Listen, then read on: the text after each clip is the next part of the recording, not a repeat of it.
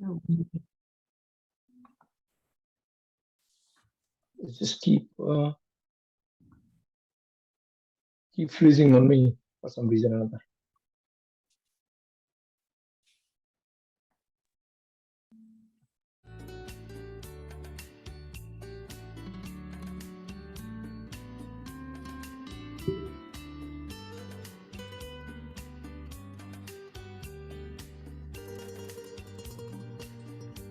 Let me just stream.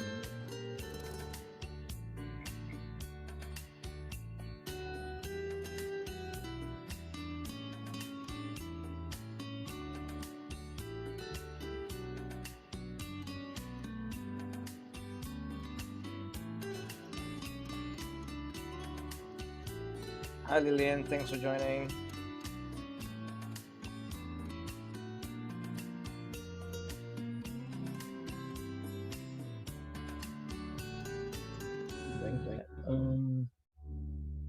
Let me see if I can drop the link.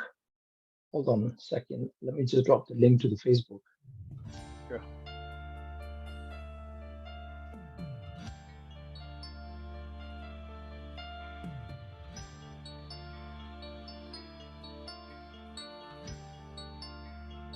Preparing to live stream.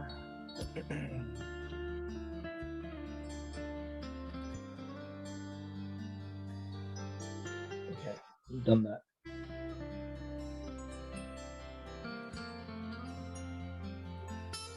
Cool. Okay, so Raza, you need the link. Is it live on your screen now? No, it's okay because I have shared. I've got copied the link on the live stream, and I've actually shared that on my FB. So you're good. Okay, this.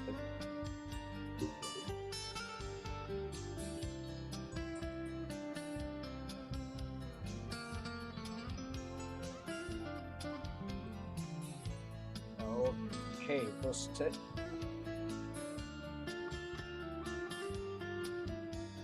Okay, good. It's live there. How about your side, Raza? Should be okay, but I think internet is going in and out for some reason. I'll empathize with you. Again, what was that? I'll empathize with you. I may need to, quit and come back again, just in case maybe my internet. You never know. Okay, it's 9:32. We can kick off. It's recording in Facebook Live. All right, ladies and gentlemen, thank you so much for joining in. Today, we're having the second episode of the E.I series in the month of Emotional Intelligence Awareness Month. As a promise to our commitment towards Blue Ink Project, that we are going to be conducting a lot of mental wellness workshop. And today, the subject is on empathy. Why empathy is because it's one of the key elements in emotional intelligence. Out of the 4 domains, the first 2 is self-awareness and self-management. The other 2 is about others, social awareness and relationship management. So where does empathy fall, and why did I mention in the flyer that the world lacks empathy? Let's find out from the experts today. I have Raza Khan. I've got to quickly give you a story between me and him, how I got to know him. It was the year 2020, when the whole world was crashing, including myself. I found him in Facebook under the subject of emotional intelligence, and he was my coach. So we had a couple of sessions, and that's when he was able to add a blue ink into my mind and make a difference. So as a coach, he became my mentor. And within these 2 years, just these 2 years, we became best buddies. So that's a journey I and Raza Khan have gone through. And we have had a lot of talk shows, participated in international symposium also. So Mr. Raza Khan, thank you so much for coming on board this Blue Ink Project, a community initiative, and giving us your inputs and values. And this is actually not the first time, Raza. I think it's the second time. The other time was 3 months ago. Thank you so much. Thank you. Next, I have another mentor of mine, Sandipa. Thanks so much, Sandipa, for coming in. I and Sandipa, we have shared a lot of platforms also. And Sandipa is actually a career coach, currently sitting in USA, originally from Nepal. And it's so good to see Raza and Sandipa together in this screen because it brings a lot of memories for me. So thank you, Sandipa. Thank you, Raza. Your input is very Yeah. much You're needed welcome. and valuable.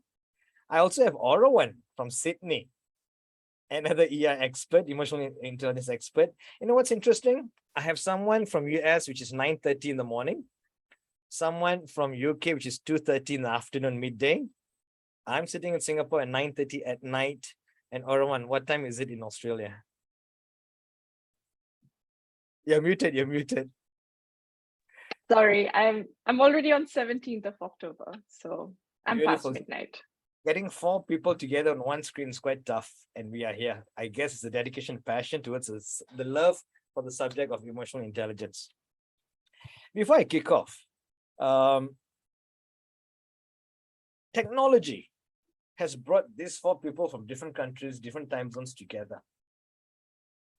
So when I'm using the word technology, I will never say technology has disconnected us. These 4 people are connected here. So starting off with a question for all of you. Is technology disconnecting or connecting us when it comes to empathy? What's your take? Okay. I'll take that up because I work in the technologies. My background is technology. I mean, question is a great question, but the reality is that how would you like to use the technology, right? Because now, majority of us who never used to work from home, right? Now suddenly, because of the COVID past 2 years, we start working from home and we are very close to our family and children. Now we may be blamed that the technology is the cause of the empathy disappearing, but in reality is not. It's actually brought us closer to our families, which we were never before. That's one thing. The other thing is that they depends how you want to use the technology. Because I mean, now I am most of the time working from home, but that doesn't mean that I can ignore the my staff members, the happiness and livelihood. So technology does allow you to actually you can have a conversation on one-to-one basis as well. You don't have to have a discussion in the open forum with the other members because Mm. sometimes the staff members would like to discuss something personal to them, not in the open forum. So technology or Zoom or Teams or whatever, they can be a closed room to discuss the people's likes and dislikes, and then how you can help and promote and the guide and coach people. So in reality, technology hasn't really changed people; it's the people who change themselves. Wow, And lovely. yeah, that's what it is. And the problem is that we the issue is that we never used to, because I remember I've been hearing that when the COVID will be over, there will be a divorce rate will be high, children will have a problem, all those things. In reality, it did happen. However, it's not that the technology impacted or how we behave, but it's just that we were never used to working with the family before. We were never so close with the family all the time. Mm. We were like 8 hours we were spending in the office. Then and sometime when we end up doing the overtime, we're spending between 10 and 12 hours in the office. And then in reality, how much time we were investing with the family? Well, it was about 6 hours, and in between we are sleeping and eating as well. So if you look at the overall, is okay to finger point the technology that was caused the problem, but in reality, um, let me just okay. Sorry. Okay. It's a bit muffled, so it's not very clear. I can hold on a second. Select. Okay, sorry. Apologies. I'm doing my best to. Okay, hopefully, is it better now? It's much a bit better, yeah. It's a bit less muffled. Okay, sorry. Yeah, so in reality, technology is not the one who reduce our empathy. Is as a human, we are the one who never had that empathy in the first place. Wow. But we are the one who actually need to learn about the empathy. I mean, I have a great example which I will share later on, that how animals actually show empathy towards human. I've never seen before. So yeah, And without any that's judgment also. well, absolutely, absolutely. You know, Thank you, Mr. Radha. Thanks for that. And to Sandeep and Orawan, how would you summarize what empathy is for the viewers? I think for empathy is just a small gesture of kindness. Mm. You know, I think it's a self-awareness that needs to be developed, which I think it is. It comes with self-awareness, and many of us lack that. I conduct leadership and customer service and all these conferences, and I have these leaders coming and taking, and I see a lot of leaders going to Harvard and all these places going for these conferences, but at the end of the day, they lack empathy, and I think they learn nothing. You know, wherever you go, you know, whatever you do, all the courses and all the things you take, but at the end of the day, if you don't have empathy, you learn nothing. So I think empathy is one thing that takes you to places. And I think the world is lacking that. And that's why I see that a lot of things are happening within us and outside us in the world. And I think that is empathy. I think first I we love the point when you empathize mentioned about, about the courses, upgrading ourselves and going, attaining certificates and all that. So are you trying to say that empathy is a skill that everyone also needs to learn about in the Yes. journey of learning?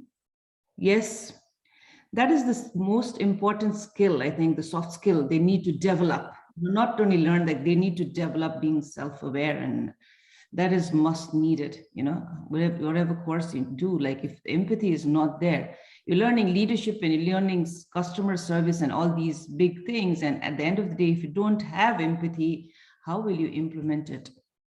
You are just knowing the basic academic part of it. So that's what I feel, you know, the Thank missing you, part. Sandeep. Thank you. To add on to what you were saying, because for the past 8 years, I was teaching a lot of leadership topics, leadership and people management. So good, in 2018, that's when I learned about emotional intelligence. I started bringing in that subject into all my leadership programs, because what's the point of you being a leader if you cannot connect with the humans? Who are you leading? Yeah. So thanks for emphasizing on that note. Orawan, how about you? Your take on what empathy is? How would you summarize it for the listeners and the viewers? You're muted.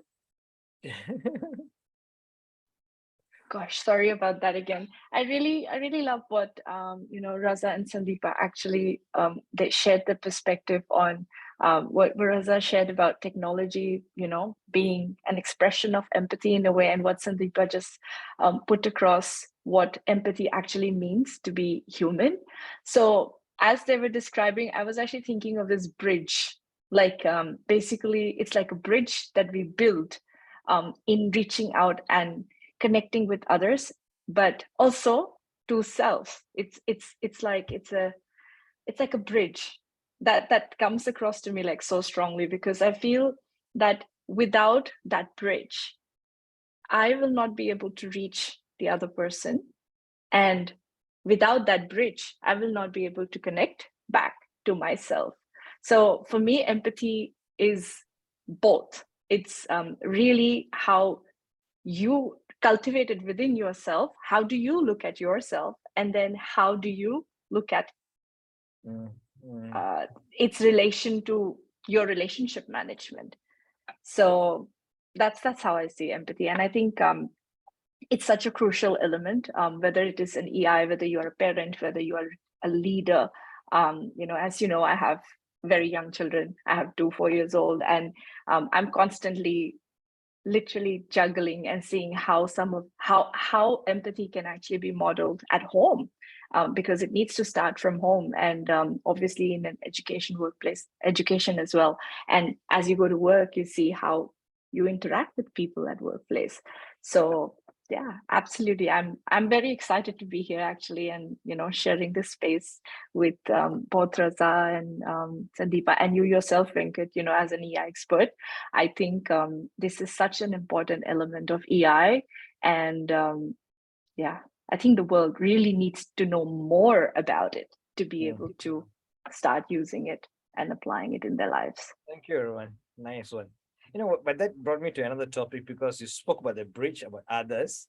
But what I liked was the other bridge towards the self, because most of the time when you talk about empathy, we think of empathizing with someone else first. It's always about someone else first. So that brings into a new topic now, Rowan, Raza, and Sandipa. Are we trying to conclude, or this for discussion's sake, are we trying to conclude that the world is lacking empathy? It's because we are not showing empathy towards self? Is it because we are living in such a busy world? And me coming from Singapore, I've always said it's a very objective, result-driven country. That for me, I need to put money on the table. I need to bring food to the table. I need to achieve results at work. That competition is always there. So whenever there's a competition, I don't really care whether you fall or not. It's about survival now. I need to be the best salesman. I need to protect my job. So do you think it's because of all this, the world is lacking empathy because we don't show empathy towards self? 100%. I saw you smiling there, Zaka. 100%. I think the problem with the empathy is that if we really look at our childhood, it's not about when we grow up. It's not about being a salesman. It's not about being a director of the company. It's not about any aspects of personal or professional life. You look at it, empathy is not about that. Empathy is all about, first of all, oh, Venkat, can you still hear me? Are you okay? Yeah, cool. It's about the reason we don't empathize ourselves is that our childhood, what happened to us. We are constantly in the anger, angry with ourselves, angry with parents, angry with somebody else. And that's what causes the problem. So we don't empathize. I mean, one of the exercises I always, whenever I coach, I always ask all the lovely ladies and even the gents, this is, when was the last time you looked at the mirror and said, I love you and I forgive you? 99% out of 100, they said, never. They always look at the mirror to touch up, to make up, to lipstick, all those things, but they never really looked at themselves that way. Now, empathy is all about forgiving yourself first, because whatever happened in the past, whenever you're growing up, whatever the issues we had with the parents or siblings, we need to overcome that and then move forward. That's the first step of empathizing. The problem is that we don't. We're still taking the past experience, missing the present, and going into the future. And we're living constantly in that stage or state, you want to call it. But in order to start empathizing, live in the present, forgive yourself whatever happened is either happened to you or because of you or because of somebody else. You need to learn to overcome and start loving yourself. When you start loving yourself, that's where you start empathizing with the others. Because, I cannot tell you, Venkat, I understand how you feel because I don't empathize myself. I don't understand my own feelings. I don't understand my own illnesses. How can I tell you that? But that means that all I'm doing is with the lip service. I'm not authenticating myself.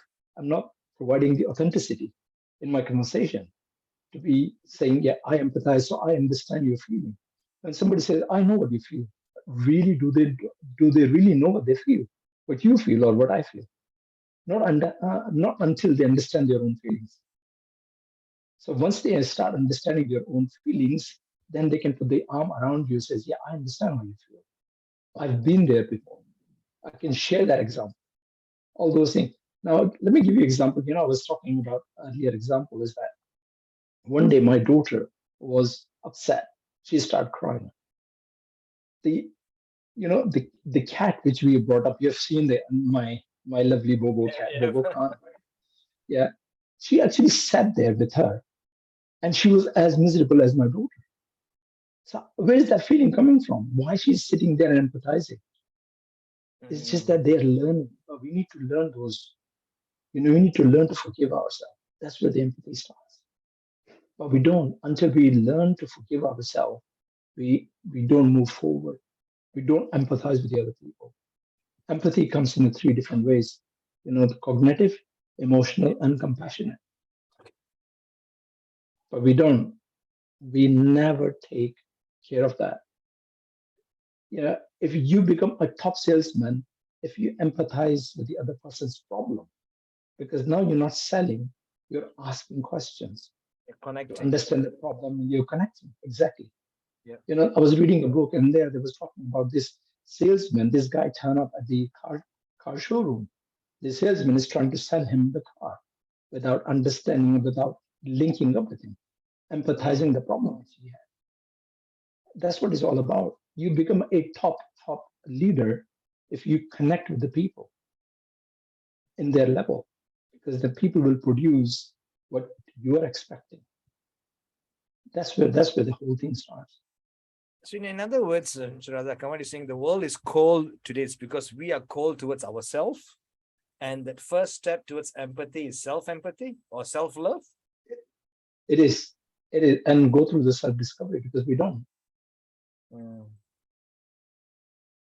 We don't take enough time, because we always finger pointing to other people. Whereas when we finger pointing that way, three fingers are pointing ourselves. Really, that's where it starts. Nice one. You also mentioned about this, how often do we say, I love you towards yourself, or I forgive you? I would like to pose this question to Sandipa. And because Sandipa, I remember you mentioning about this whole Ho'oponopono meditation technique, which you are a strong believer in it. And in that technique, they mention, I forgive you. Now, you want to share with us your experience and why forgiving yourself, regardless of whatever issues has happened in the past, why forgiving yourself is such a crucial step to take in order to move forward. First, thank you for introducing me to that technique, Ho'oponopono. This morning also, like I was practicing it, I practice it quite often, And I think, as you said, in the rat race, we were never taught to self-love, this environment from the family, we grew up, we're always told to be the best, especially I think from the Asian families, like we are taught to be in the rat race from when we are small, because we have to earn the living and all.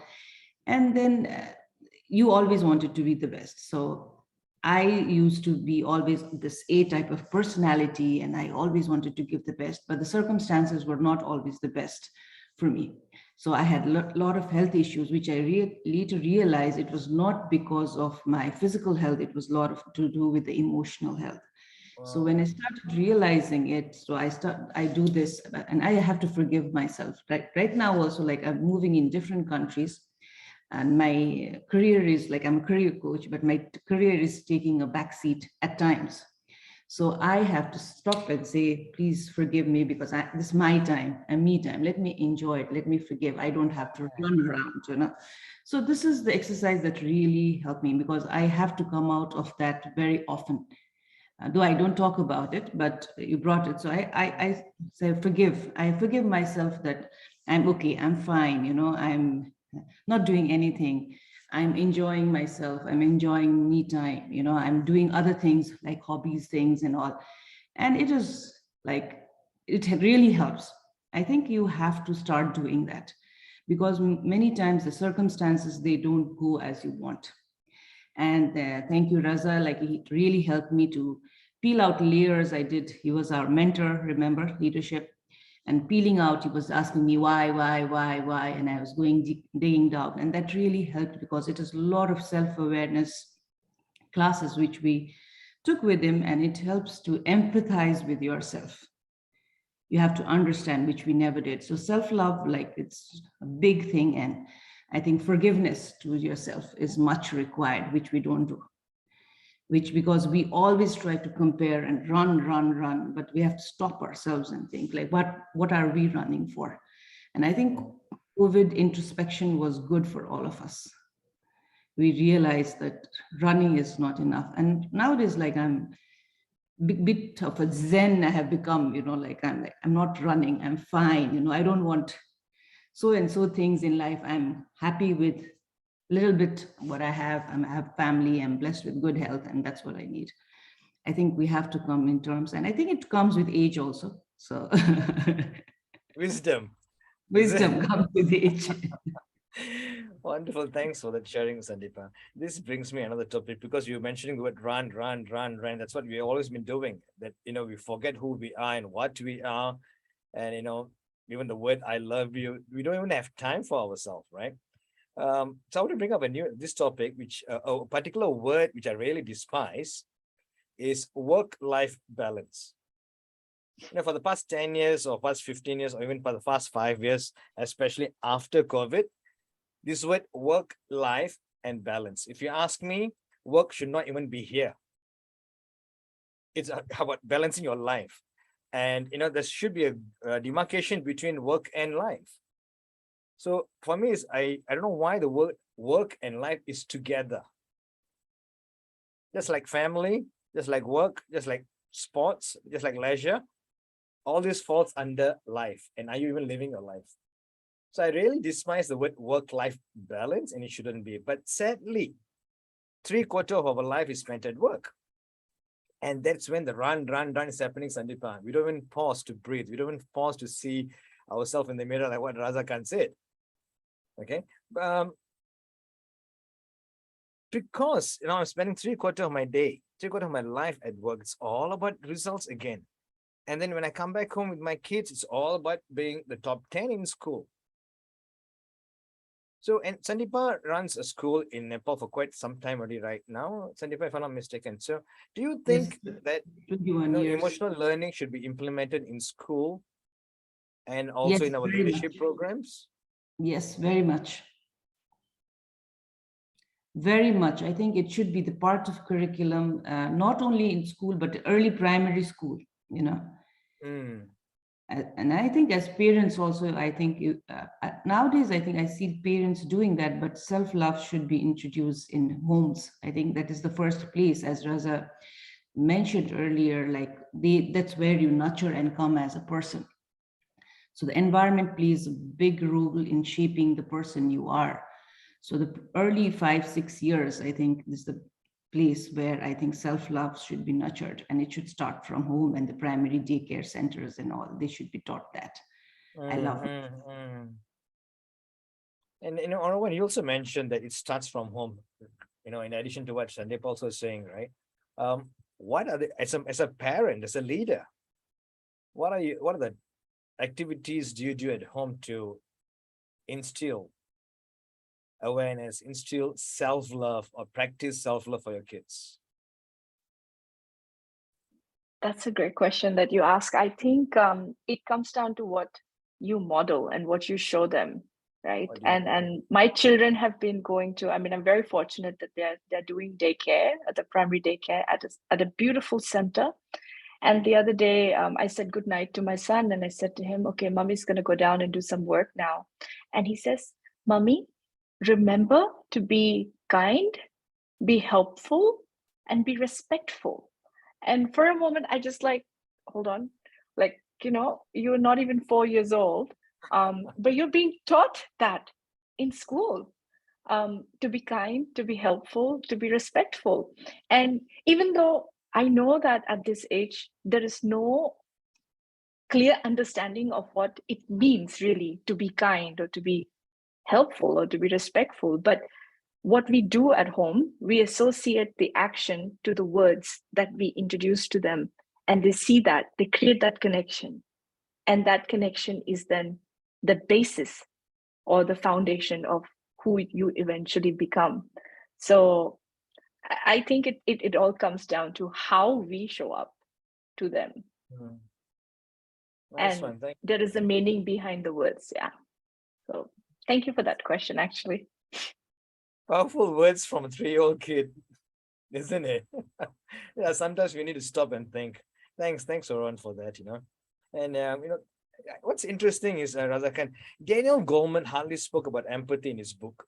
If you realize, when it comes to the four domains, he hardly spoke about empathy because it's a subject that's going to, I think, it needs a book by itself, a title on empathy. One question that I would like to ask y'all is, what is the first step for me or for us, in order to show empathy? What do you think I should do? Because I have this fear.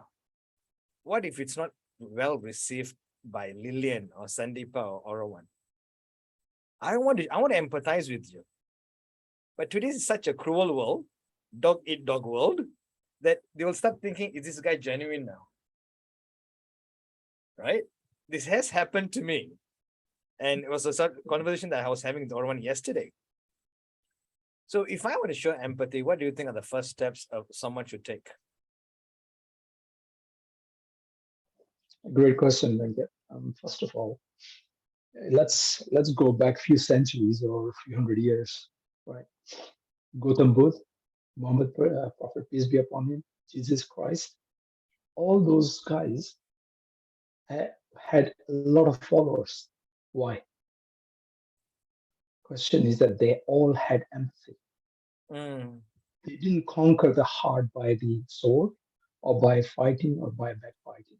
They conquer the soul by understanding and empathizing with the human being. Right? But in order to empathize, in order to be authentic, that's the problem with today's society, is that you can't trust somebody else. But first of all, can you trust yourself? Remember, there was one of the questions I asked, and I think I asked in the emotional intelligence group as well, is like, would you like to be a emotionally intelligent friend? And I had over 300 answers that yes. Yeah. Then I did a video, is how about you become an emotionally intelligent friend to the other person before they accept you to be their friend. So the question is that, can you empathize yourself first? Can you say, I love you and forgive you, and practice in that way? Because once you start, I usually say to the people, do it 30 days. I've never done it. That's fine. It starts with you first. Look at the mirror and say, I love you and forgive you. Even kiss the mirror. That means you're kissing yourself. Start with that. Yes, first 10 days, you will feel phony. So what the hell am I doing that? Why am I doing that? But the next 10 days, that is start embedding in your head. In the last 10 days, you assess and you start empathizing yourself. Once you're on that stage, when you start talking to the people with a smile, they will see that you are genuine. Because there is a thing called things you know about yourself and things other people know about you. Yeah. They cannot explain what changed in you, but they will notice that you have changed. You're no longer the same person. So my recommendation is to start with yourself first. Write it down. What is the problem? What is the fear? Because the fear is coming from the past experience. But you were there. I usually call that characters building exercise. Recently I've gone through quite a lot of stuff, and the other people in my state, in my position, they would have crumbled.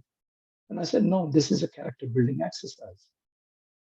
Just take that experience, move it forward, and then understand that, make sure that there is things in place that those things doesn't repeat again. Be ready for it. These things, life happens. If life was that straightforward, you wouldn't be in that state. Because there was a saying, I love watching cartoons because that gives us such wonderful messages. And there was a cartoon called Dragon Prince.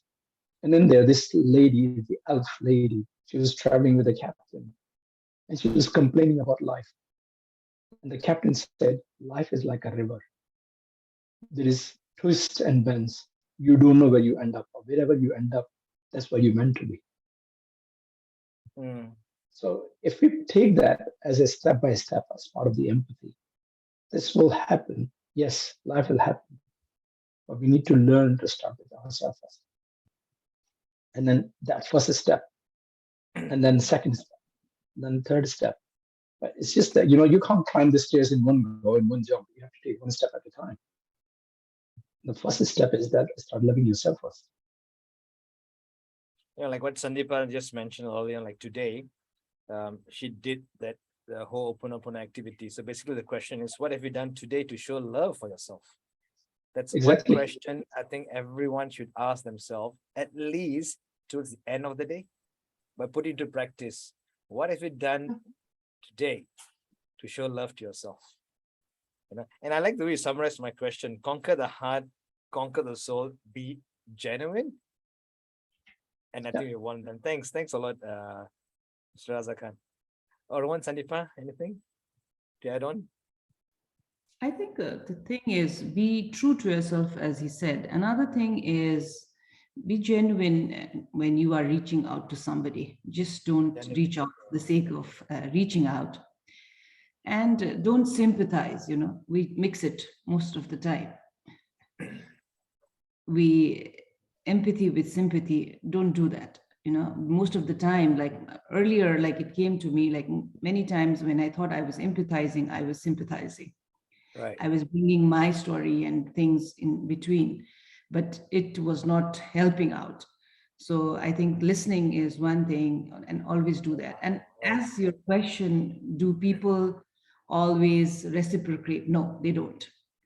During COVID times, I reached out to a lot of people if they need help and all. So maybe I got response from 10%, but that is the world. That is how life is, So don't be taken back like people are not responding, people are not doing it. There are 10% like who are there. So let's have empathy going, and it shouldn't stop you.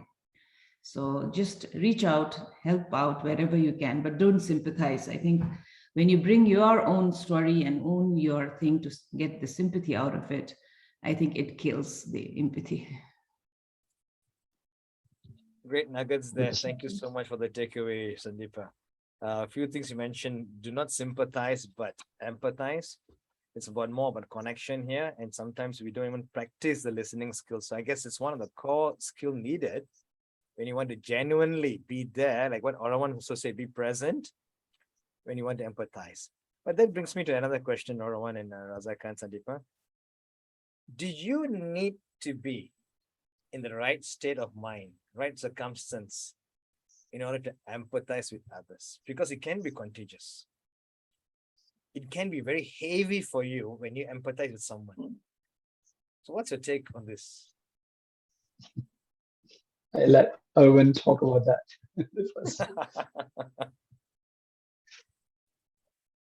I actually wanted to build on to what Sandipa said, because it actually reminded me of a recent situation. A couple of years ago, I'm a new mom, and I have all these staying up all night. My children are like literally not sleeping, cranky, and I'm going through all that, right? State of mind not perfect. So hopefully this will answer your other question as well. And then I meet this friend of mine who has a child of a similar age. I have twins, she has one. And I went and I started going like, da, da, da, da, da, my child is doing this, my child is doing that. And then the next thing I hear back is, oh, my child is the same. It's just a phase, it'll go out. And at that point of time, my brain just turned off, because I'm thinking to myself, I am saying something, I'm expressing myself. I am in that state of mind that I'm expressing. And somebody else just came right back onto me and became a bigger victim of this situation. So what am I expected to do in this situation? Am I expected to like pause and listen and empathize with that person? Or am I just supposed to go on? So, I mean, I don't have an answer to that question, but your question actually brings on this very clearly, whether am I in the right state of mind? And this was all before I started practicing coaching. So obviously I didn't understand the element of being present, of, what it is to be truly emotionally intelligent, being able to segregate things.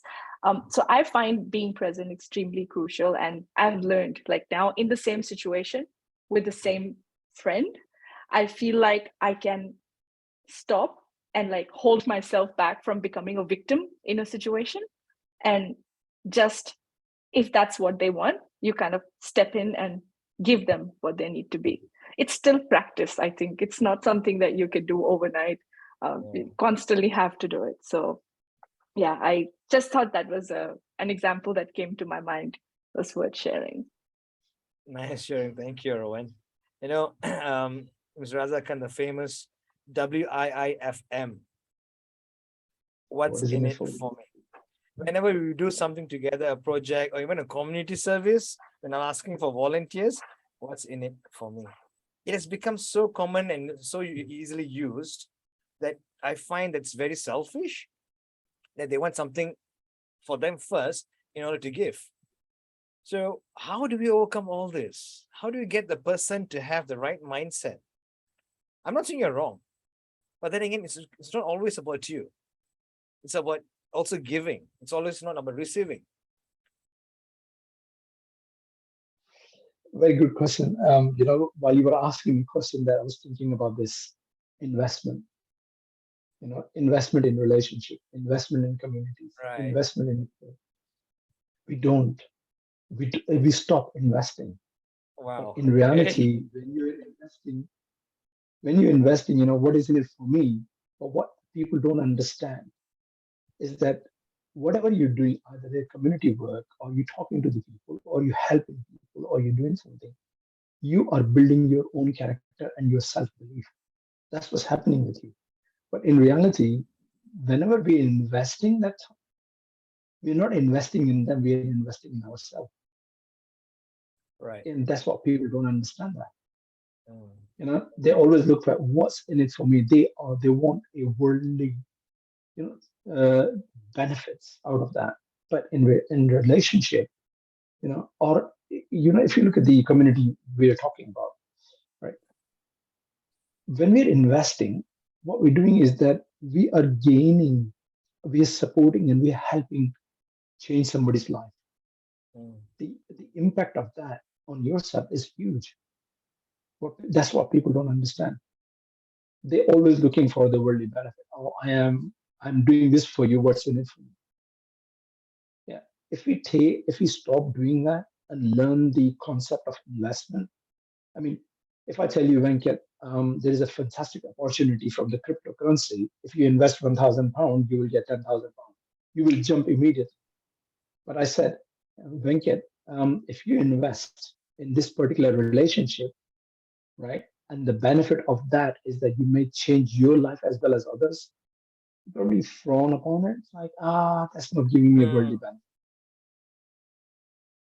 And that's what the problem is. Because we are all looking for what's in it for me. But if you deep dive and you're investing, what you're doing is that you're building a skill, you're changing somebody's life. And for me as a Muslim, if I do that, that means that that person's prayers can just push me. There's a difference between heaven and hell. They just push me towards more heaven. But that's what we're talking about, the investment. But that's what I think. If we take that concept of investment, again, is down to the emotional intelligence, is down to the self-awareness, is down to the empathy. But if we start doing that investment, I was started last week. I was supposed to start this investment series about investing in relationship series. I didn't get a chance because I had some challenges, but I will start this week. But investment in the family, children, parents, co-workers, staff. We think is that we can give them money, but we don't need to invest time with them. It's a time investment, and they're more valuable when you're on a deathbed, which we don't think. What's interesting is, when I spoke to you about what's in it for me, we started talking about investment in relationship, about love and people, your colleagues and all that. And then you mentioned this particular keyword, money. So that brings me to the next question. Is it today's world, they just want money as a reward, or is it because they don't lack motivation to show empathy to the people? It should result in money. It is because we have lost our purpose. Lost our purpose. We have lost our purpose and our causes. You see, we're all born with certain type of talents and skills. But what we do is we never spend time to understand that what is that innate skills which is God gifted to take it to the next level. Once we find that purpose, we'll be able to easily share that because look, money is not the issue, it's the mindset. Mm. No matter whatever you do which you love, you will make enough money in that. You will more than enough that you will become a rich. But it's just that you have to understand what is the purpose. I was reading a book called Think and Grow Rich. In the chapter one, they were talking about Bill Gates. His purpose was that he wants to make sure that everybody in the world have a computer and has his operating system, which will change the world. Did that Mm. happen? Look at this now. Microsoft is what, 70 to $300 billion company, but his purpose was to making sure that is with everybody. Look at the Mr. Ford. His purpose was car. Now everybody, we all love cars. We have cars. So is the purpose? Do we have the purpose? Mm. You see, we when we're growing up, we all have big dreams, but we don't follow those dreams, and we're lost. When we're lost, we end up in a job which we hate. In my experience, I've talked to doctors, lawyers, accountants. After 10 years, they've lost the interest in the work they're doing. It's for them, Mm. it's just they're bringing the money, but they've lost the Mm. purpose. And that's what it is. Wonderful, wonderful sharing there, Mr. Raza. Thank you. Got me thinking also now. Okay, we have 15 more minutes before our session ends. It's going very well. Thank you so much. Before I wrap it up, Orawan, Sandipa, please unmute, share your great takeaways to the viewers, and then we'll have a Q&A session later on. Then Sandipa, is there anything, Orawan, they want to share to the viewers? Yeah, for me, like what is in for me, like when I do things, I do a lot of volunteering, and people always ask me, like, why are you busy doing it? And especially people from our part of the world, they don't understand the concept of volunteering. Why are you wasting your time? You know, for me is satisfaction I get when I do things like that. And I think money cannot buy it. And it is at the end of the day, how much money you earn, the what cost at the cost of my emotional health is more important than any other thing. People need to understand that the satisfaction, the happiness that you get from doing it for others for free, that gets you going, gives you that peace, that tranquility, and that purpose, like as Raza says, makes you more happier than any money can buy in the world. Beautiful. And any people like running for money, and if they don't understand that, they are never happier. They are going to all these doctors and paying all the bills, and they are just, the cycle goes on. So I think they have to take a pause, and they have to understand they are always grumpier and things. I'm not saying people are not happy earning, but many times they are very grumpy and all because they are not investing on their emotional health. So I think, like Raza said, it's an investment on yourself. You're investing, emotional health is an investment on yourself. You're investing it. So invest it properly and be happy. I think emotional intelligence leads to that. At the end of the day, we need that. That's what I want to say. Self-satisfaction, I think, is the best thing you can get out of doing it for everything. And that's the connection. I can just pick up a phone anytime to you or to Raza and say, hi guys, how are you doing? And it comes back. I said, if I need tomorrow to do a session, I can always say, Venkat, I need to do this. Raza, I need to do this. Can I do it? So it comes back. As they say, karma repeats, it comes back. Beautifully said, Sandipa. Thank you so much, Sandipa. Thank you. It comes back to you, whatever you put in. Thank you. Orawan? Yeah, so I have been contemplating, and I'm one of those people, guilty. 38 years it took me to really look into the mirror and say I love myself, right? It took me that long to really look, and then the feeling is different. Like you feel like a completely different person. But I'm at a point where I'm actually questioning, and based on the conversation I'm hearing about empathy, is empathy really a good thing then? because it really makes you look over your needs, your values, and you sometimes, especially our part of the world, right? The culturally how we are instituted, we sacrifice ourselves to be there for others first, like others first.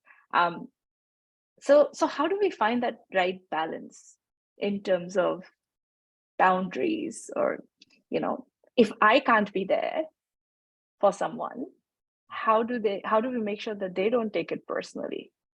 I mean, it's like, everyone's evolution of self-awareness is not really the same. So I have a lot to think about. So I mean, I just think that this is a question that's coming to my mind, and I see Raza is smiling as well. So maybe he wants to add something.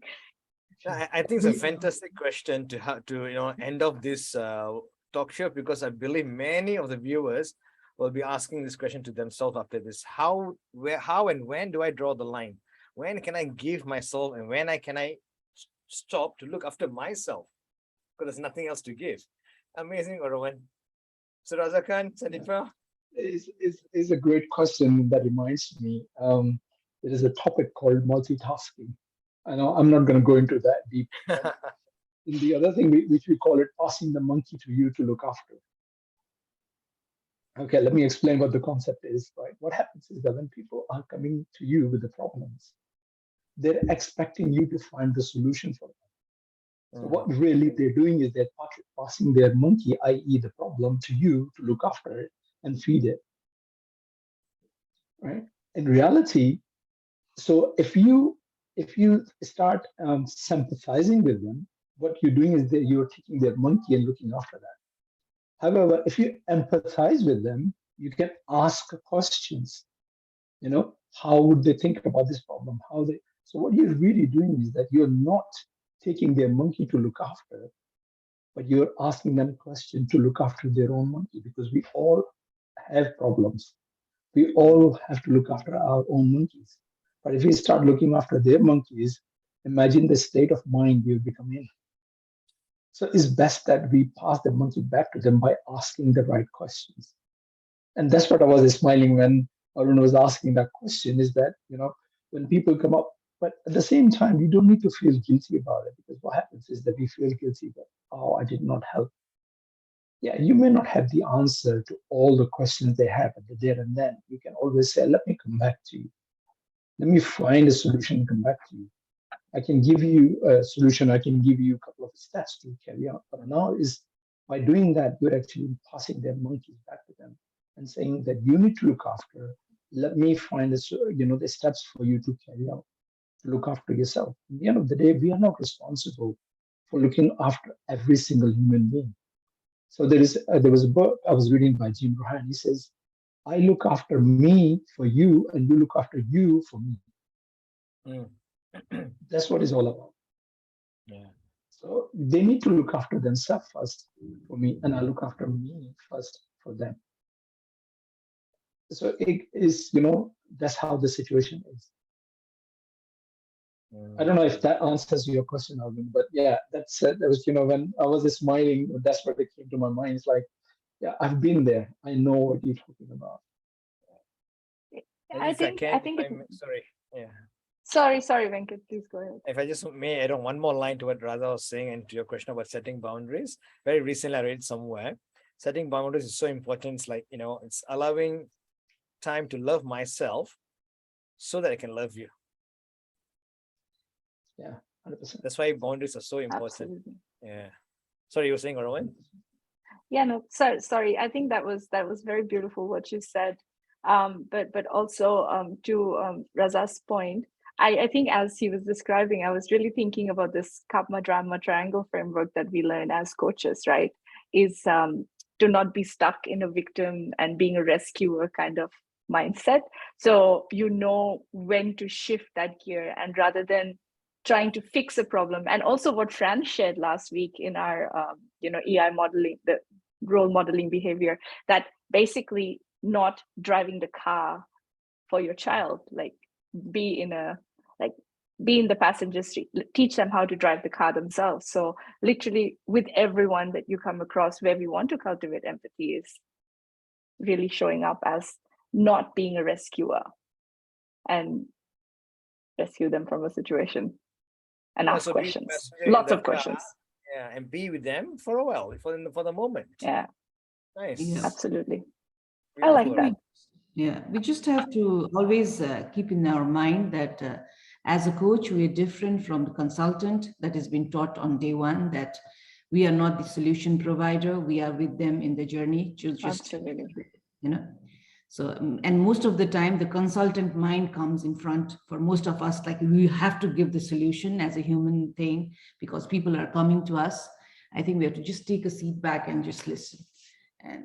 And that helps us, not to get overwhelmed with the situations. Otherwise, you'll be drowned. I love it. Yeah, otherwise you'll be drowned. You've got to do some check-in to yourself also, how heavy your sponge is. Nice one, Sandipa. Thank you. Thank you. Right, good timing. If there's anything else we wish to share, let's unmute. If otherwise, we can open. Lillian is here. Dominica is here. If there's any questions, Corina has messaged. So exciting to see my favorite EI experts in Facebook. Thank you, Corina, Kirubai, Rochelle. Madam Lee is watching from Malaysia. Thank you, Madam Lee. Lillian, do you have any questions for us? You shared some messages in the chat box. Come in.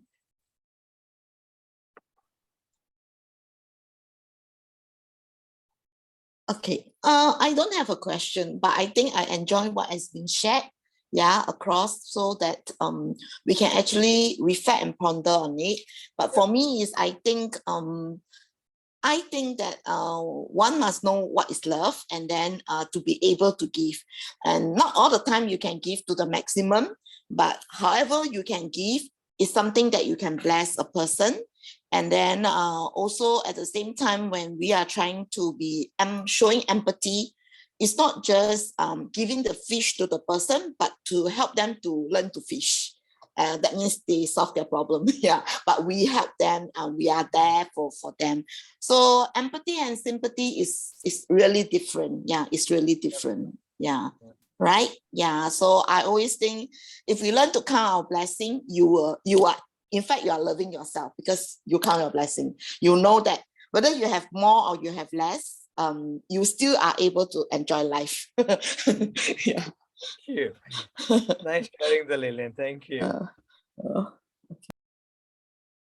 Dominica, are you there? Any questions for Mr. Raza, Sandipa, myself, or one, even for Lillian? If there aren't, I've got to thank all of you, starting from Lillian, Orowan from Sydney, Raza from UK, Sandipa from US. Dominica just unmuted. Come in, Dominica. Okay, good afternoon, everyone from my end. Good afternoon. Good afternoon. Where are you logging in from? I'm watching from Nigeria, Lagos, Nigeria. Amazing. Yeah, so I have a question pertaining that I joined late because I was trying to see if I could see the link to Zoom before I could see it. It's over 30 minutes. Anyway, that is by the way. The place of empathy in marriage. Where is the place of empathy in marriage? Because I got to understand that marriage is about one, giving. It's more of giving than receiving. Okay. So where is empathy? Let me correct that. Okay. A marriage is not about giving, it's about investing. And both partners is 100% responsible for investment. Okay. So it's not about giving, it's investing. So let's rephrase that. All right. Thank you so much, sir, for that correction. Yeah. When I was reading something. We kind of lost her. And they said the other one competing with. Dominica, we're losing you. Hello. Maybe it's the network. Hello. Okay. I was reading a book on marriage, and the author was talking about a woman investing on the interest of the man, as in competing with the interest of the man. You seek out for what the man is interested in. For instance, if a man is interested in football, he likes football so much, and the partner, the woman now doesn't like football, you have to invest, sacrifice that time to love football for his sake. So what's the empathy there? I don't know if it is the right question. I don't know. So what is the place of empathy in seeking to, invest in the other person's interest? Right. Could I come in here for a while? I mean, I'm not a marriage expert, Dominica, but it's something that you have to ask yourself besides the word empathy. What you got to ask yourself is, what is the value of the relationship here? Okay. All right. Now, if you can give in because you value the relationship more than your own ego, you would have given in to the relationship. Okay. So if you can give in to him or to whoever that matter is, the question you're going to ask is, what's the value of the relationship? Is it high, low, medium? If it's someone that I don't really value, I wouldn't be investing too much of time watching soccer with him. If it's my good friend, if it's my girlfriend, or if it's my cousin brother who I value a lot, yeah, I will invest some time because I value the relationship over my own goal or over my own ego. Okay. So two things, value of relationship and value of your own goal. Which is higher here? Okay. Wow, that's a nice one. Thank you very much. I have to. I think the other thing, because I love football as well, I love watching, but that means that you need to allow that me time to the other person to fulfill his, what do you call it, his hobbies or his things. Because if you don't, if you're constantly barging him and invading his time, his personal time, then what's going to happen? There will be a conflict. But by allowing him to his personal time, you're investing. Allow him to have that personal time. Once he has his personal time, he'll be able to invest back. But obviously, that, as I said, marriage is all about 100% investment from both parties. It's not like one is 100%, the other one is 0%. It doesn't work like that. There is always conflict and fight. I mean, thank you I'm a so prime very much example for because that answer. I used to sit next to my wife having my laptop, and she's talking to me and never listen. That was for good 20 years I did that. But then obviously I had to change because my priority was work, TV, family, and prayers. That was my priority. That's how I was prioritizing life.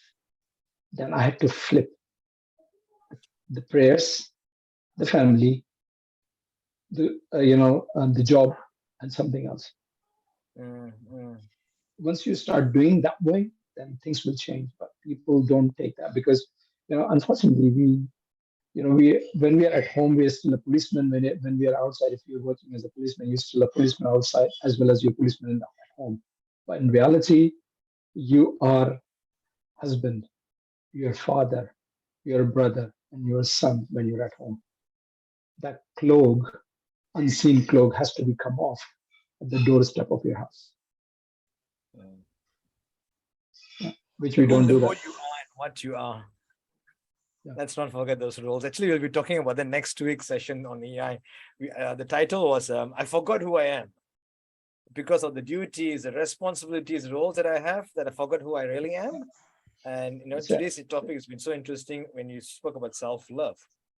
So before we summarize this or end this session, I'd like to summarize whatever Raza and Sandipa has emphasized on. From Raza's point of view, practice self-love. Spend some time saying, I love you to self, and leading to what Sandipa is saying, forgive yourself. It's a first step towards self-empathy. Everyone emphasize on being present when you want to empathize. And a beautiful question that you raised, please check your emotional state also before you want to empathize for others. Look after yourself first. Thanks everyone for that. Anything else you want to share before we wrap up this session? I just wanted For to me, share to Sandipa. Aloha. I used to have a similar problem with football. I still have. But Aloha, like what I did was, as Raza said, I realized that you are with somebody and what you value in life, and you have to give space for the relationship to grow. You cannot have that person 24/7. So in that football time, you develop what you like to watch or do something that you think, and you come back when the game is over. And that brings peace, harmony, and that is the fun time. You have your own me time. And that I learned it in my own style, because I also used to complain, because I have sports fanatic at home. I used to complain about my husband. Now I have a son who does the same thing. So now I've learned that way. And now I use it as my time, me time in that time. I'd love to do whatever I want to do. So let's give that, think is a blessing for my me time. Nice one, Sandipa. And Orawan, for the closure.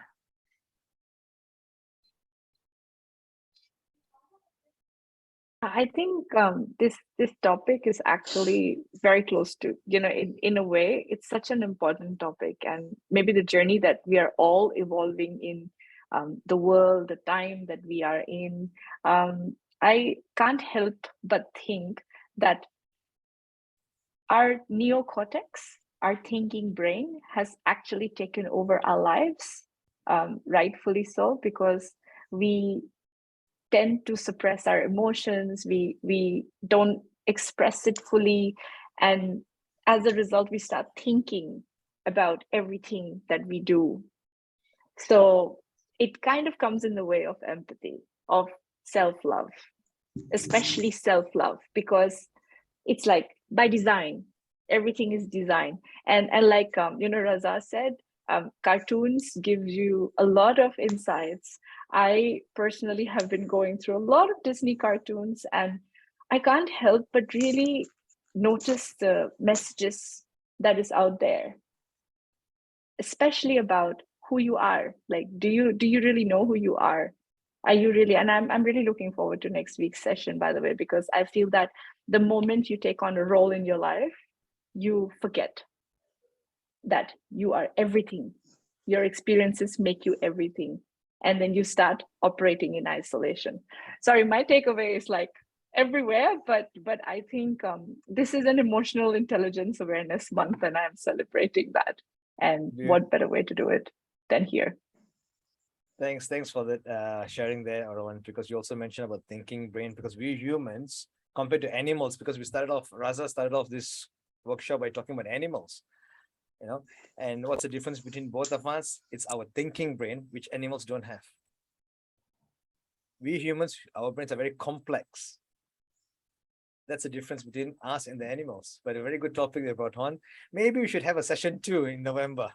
It was so nice. Thank you, Sandipa. Thank you for coming in, logging in at 9 o'clock in the morning, Sandipa in US, Raza, midday for you. Have a good day. Orawan, it's way past midnight for you in Australia. And Lillian, Maria is here from Greece, who just joined in. With that, I'd like to thank all of you. Thank you for participating in the Blue Ink Project. Hello, Maria. Good to see you. Good to see you. Do you have anything for Raza? You know Raza, you know Sandipa. You're muted. You're muted.